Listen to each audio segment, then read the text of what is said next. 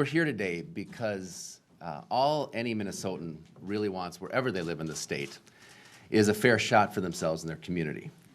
And because we need to build an economy here in Minnesota that works better for all Minnesotans and not just the wealthy few. And that's a lot about what this package is about. I want to say this isn't a new priority for House Democrats, but it's one that we have to continue making progress on, particularly in areas of the state where families feel like the deck continues to be stacked against them. Many of the policies and investments that we're going to be talking about today, LGA and targeted property tax relief, broadband investment, oil train safety, are things that we've been promoting and investing in when we've been in charge and casting our votes for the past several years. And we've been promoting and acting on these policies really for one simple reason, because we've been getting out across Minnesota and talking to people in their communities and coffee shops and city halls and really listening. These are not things that you have to bring up when you're out in greater Minnesota. These are things that come up naturally. And I think that that's the most important thing that we can do as legislators.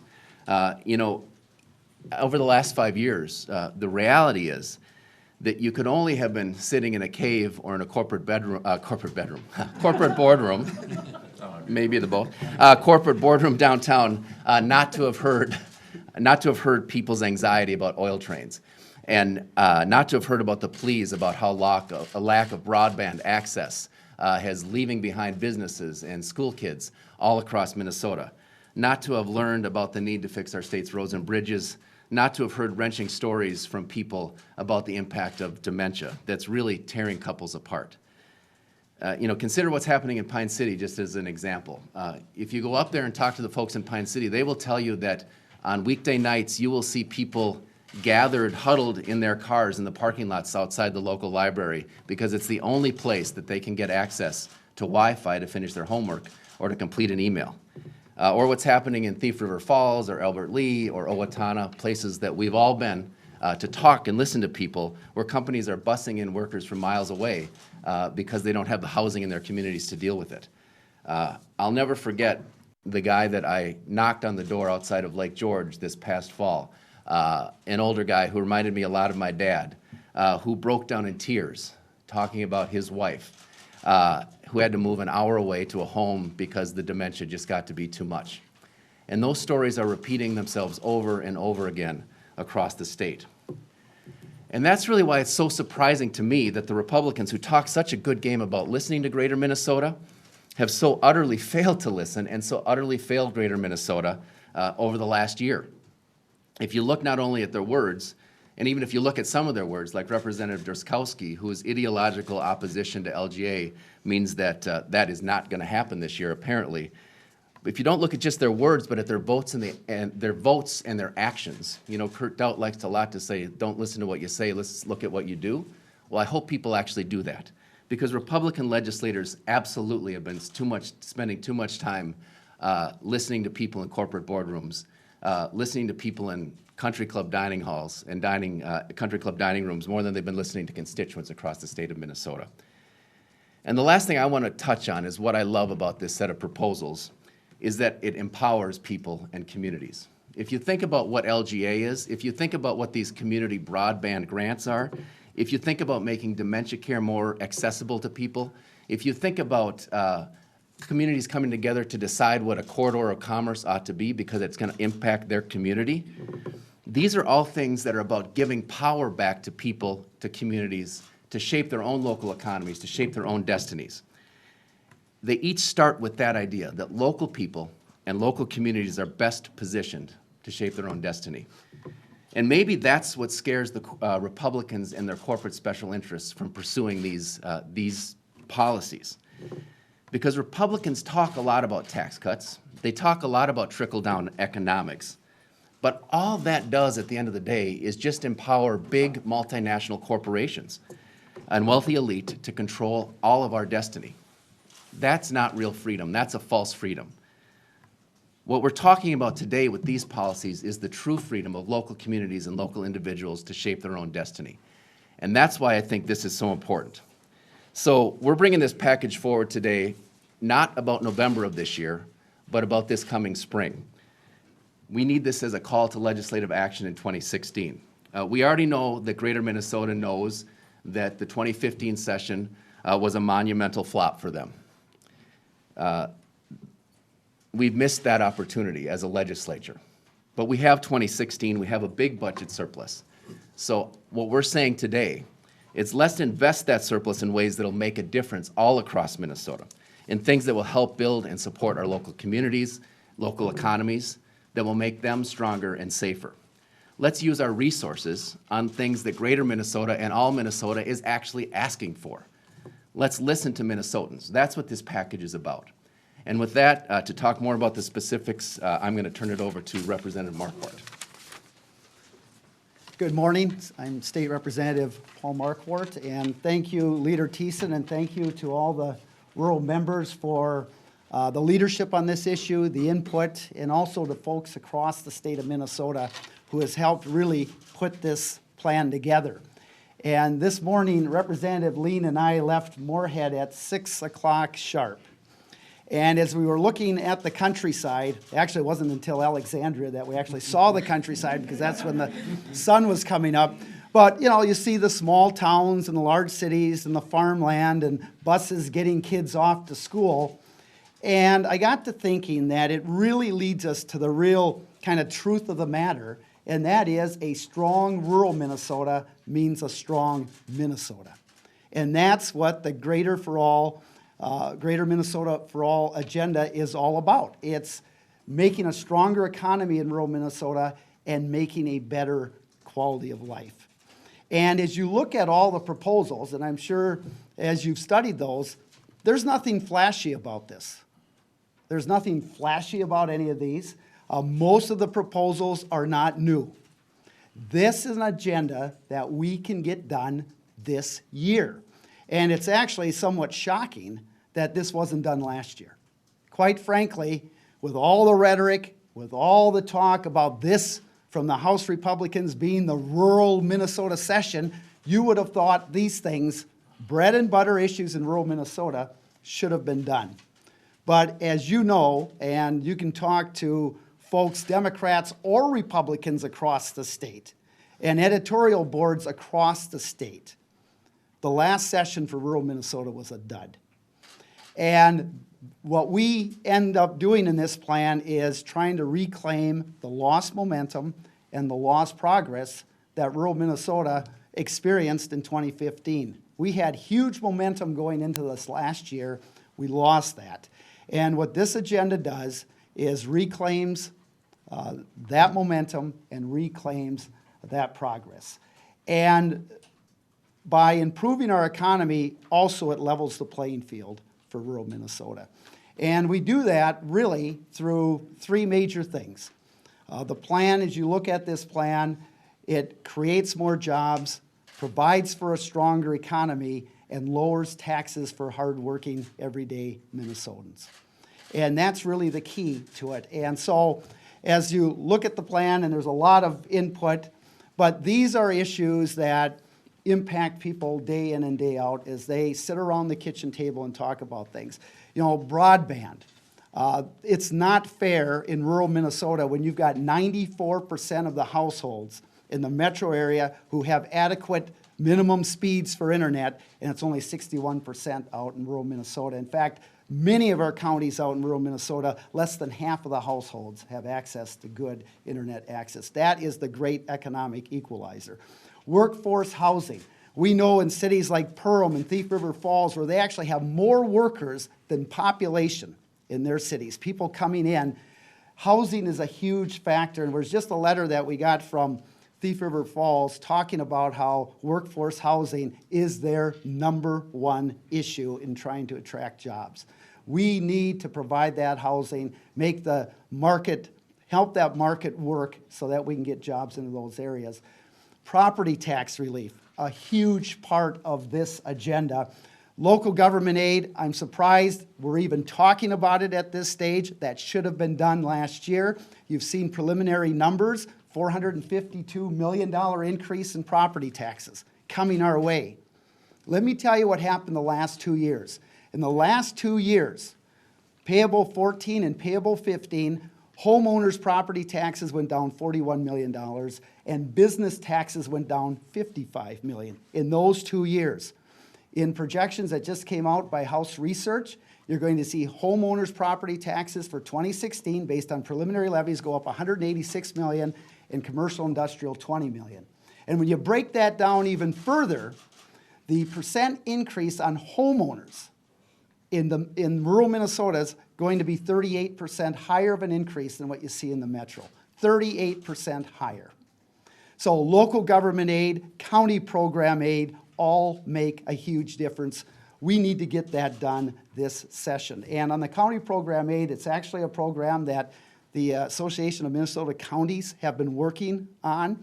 And what it would do is deal with kind of these rural, sparsely populated, largely agricultural counties that are losing a lot of money. For example, Norman County that I represent, back about 10 years ago, was getting about $900,000. It's now down to about $130,000. That corrects this in 27 counties. And then very important, we have the reduction for ag land on school bond issues. That's very, very important. We have transportation dollars. And one thing we also have to say is this isn't replacing comprehensive plans. This is a targeted strategic agenda that deals with things we know are going to help rural Minnesota, but also help strengthen the entire state. We also have some education areas on this. I'm looking at targeting some various jobs in career and technical funding, and then also dealing with about the 90,000 families that care for someone with dementia. So it's a plan that is strategic, it's targeted, it's focused, and it's going to help strengthen Minnesota, which we know also strengthens the entire state. And so, I think we How much is this going to cost? We're still pulling the numbers together, but we know, for instance, that well, you can talk maybe more about that. The LGA costs, why don't you go ahead, Paul? broadband, we're looking at going along with the governor's proposal of $100 million. The local government aid is $45.5 million. The county program aid's $40 million, and the agricultural property tax credit's about $50 million. So that's, that's probably $240 million right there, I suppose. And there are more programs more proposals out there rather than just those you've given us figures on, right? There's a long list of things. So do you have an estimate for total spending? Well, I would think if you're looking at kind of all of it, it probably would be around $400 million. Including what's going to be part, I hope, the big part of the difference between the 240 and the 400 is transportation spending. And that, I hope, is going to be part of a comprehensive transportation bill. So that, you don't want to double count that. And you're talking about using surplus. Majority Leader Bach told me the other day, there really is no surplus. If you count inflation, that takes up any surplus. And if given that, you're going to have to cut somewhere to fund this under his philosophy. Under his philosophy. Do you disagree? So I think that we have a $1.2 billion surplus. Some of this is going toward targeted tax cuts, LGA investment, which I think is going to make a big difference. And that's a discussion we need to have, but I think that we have an opportunity right now to make investments in Minnesota, as opposed to giving big corporate tax cuts to largely metro area corporations. And I think that that really is the debate that we're going to be having in the 2016 session. Is this a plan to win back the House? This is a plan to help greater Minnesota communities. And as I said, this is something that we have been consistent on for 5 years. I will say that I don't think that the rhetoric that the Republicans used in the last election has been borne out by their actions. But what I'm hopeful is that this is stuff that actually gets passed in 2016, because it's much more important that we do right by greater Minnesota and by all Minnesotans, as opposed to winning back a majority in 2016. But you need seats in greater Minnesota to win back the majority. We're gonna be competing for seats all across Minnesota. But does this help you in those greater Minnesota seats that you lost? I think if people compare the records of the Republicans and what we did in 2013 and 14 and what we're talking about right now, I think Minnesotans in greater Minnesota are going to see that the Democrats are on their side. What did you learn from the 2014 election? That we need to have, continue to, what I learned is that what we need to do is focus on doing what's right by Minnesotans, and that a lot of what happens in elections is driven by things much higher than legislative races. And so if we're really committed to doing our job right, it's gonna be focusing on policies and delivering on policies that are right for Minnesotans, and the elections are gonna go how elections are gonna go. Mr. Leader, given the fact that you're obviously in the minority, what's your realistic chances of passing any of this legislation that you're I proposing? think really actually very good, because a lot of these proposals are in either the Senate, the Senate actually funds LGA. So among the other things that Senator Bach is doing in his bill is doing that. The governor has already come out and said he wants $100 million in broadband investment. I think that the emphasis of the House Republicans, what they've been talking about long-term care, I think Representative Poppy's proposal on dementia, I hope she can actually get a chance to talk a little bit more about the specifics of that, fits right in with that. So I think that these are all things that should have broad bipartisan support. Oil train safety, you go across the state of Minnesota in any communities, and it will come up organically. It's not something that you have to bring up. So I think that there's a good chance that many of these proposals can pass. Do you want to talk about that a little bit? Thank you. I'm Representative Jean Poppy from Austin. We're all familiar with the gray tsunami, which is the wave that continues to hit us, has begun to hit us, and will continue to as we have people retire. Many of these proposals are talking about how do we strengthen, revitalize our rural communities and regional centers, small towns, and bring people back home or have people stay at home and grow their businesses and their families. But there is also a need for some respite care and some care for people who are caregivers of people with dementia. Dementia is hitting many more of the senior population, and it's just a cruel and awful disease that has hit many people probably in the audience would be familiar with at least one person, a parent, a grandparent, but many times it's spouses. And the spouses, it's a disease that may progress along 7, 8, 10 years, but there's a period of time at the beginning when it's, they're forgetting a few things and they're maybe not able to fully function. But as the disease progresses, certainly their ability to problem solve, their ability to do simple tasks, be able to feed themselves, to be able to bathe themselves and be able to communicate is all reduced in the final stages of this disease. So many people keep their family member at home because it's where they'd like to have them. They get the best care, they get their love and attention, and they get to be able to take care of the person as much as possible. But there does become a time when even that at-home care is too much. Respite care is needed for spouses especially.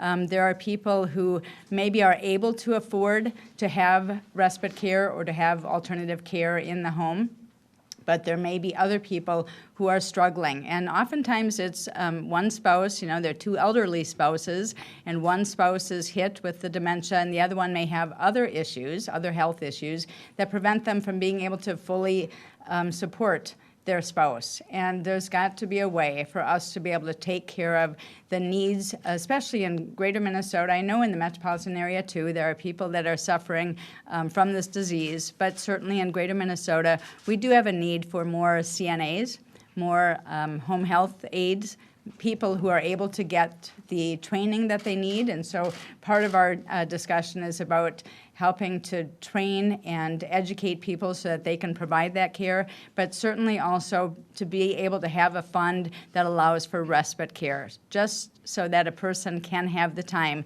to be able to get away from their spouse for a period of time, to be able to engage themselves in the world around them, and be able to just kind of add to their quality of life.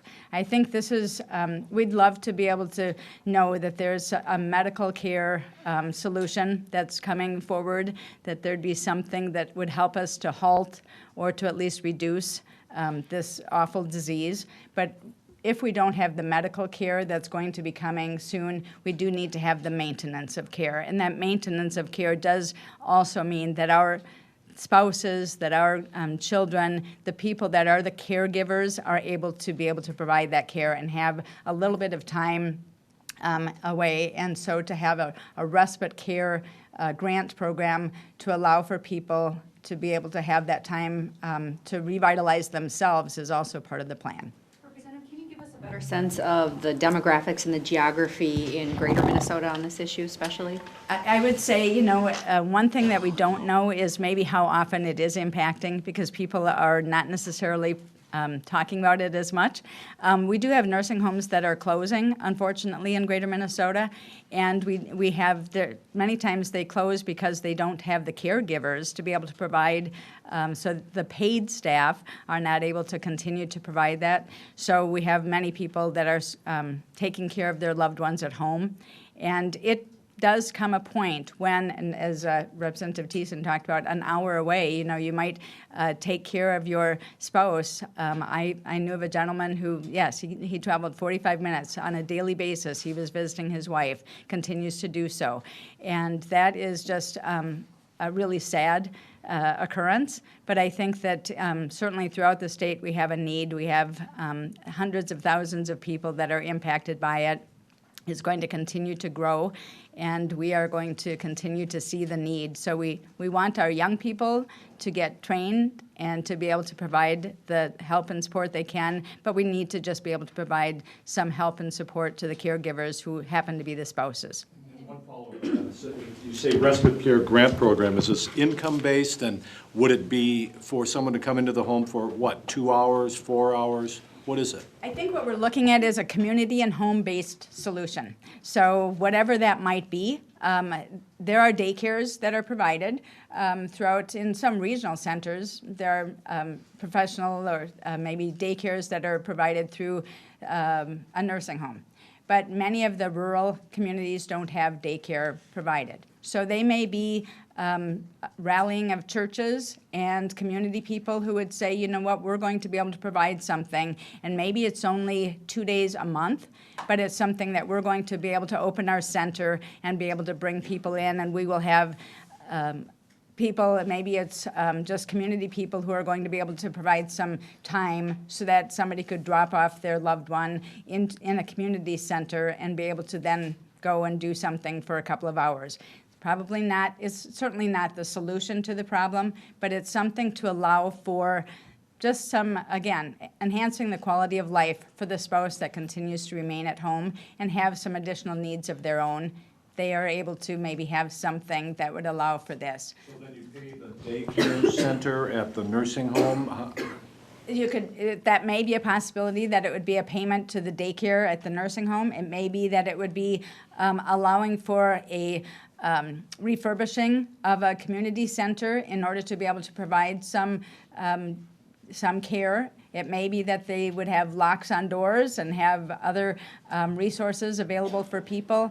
It's maybe not a fully fleshed out plan at this point, but I think we're talking to the area agencies on aging, talking to other people who are impacted by this.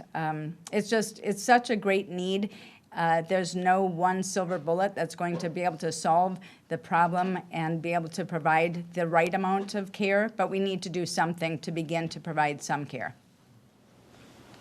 Representative Murphy, most of your colleagues are from southern and western parts of the state. Do you have any different needs up in your general area? I think all the needs that have been mentioned by here today are needs in my district. The two things that I hear the most about are the oil trains and the broadband. There are pockets in my district, in Lake County and South St. Louis County, that have nothing. Duluth Township up the shore just opened an expansion to their building, and it's exactly what was described.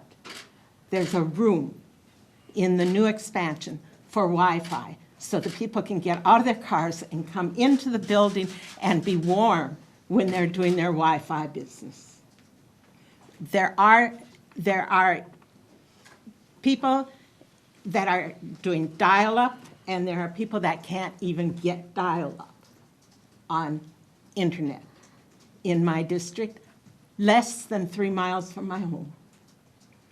And so it's in Lake County, it's in South St. Louis County. Paul talked about, or Representative talked about leaving home at 6 o'clock this morning. Well, I left home later than that because I was meeting Representative Sundin. But I left home in time so that if I got caught at Adolph by the train with over 150 cars, I wouldn't get caught a mile away further into the district at the river by the train that going the other way with 150 cars. And so when I arrived and Representative Sundin was sitting in his car, I thought, whew, I'm so glad I'm not late. But that happens. And those people that live in the area between those two trains that go either way, those people could be cut off for as much as 40 minutes on some days, and the ambulance can't get through in any other direction because I was on the Midway Road. And so those are the two things that I hear the most about throughout my district. Thank you.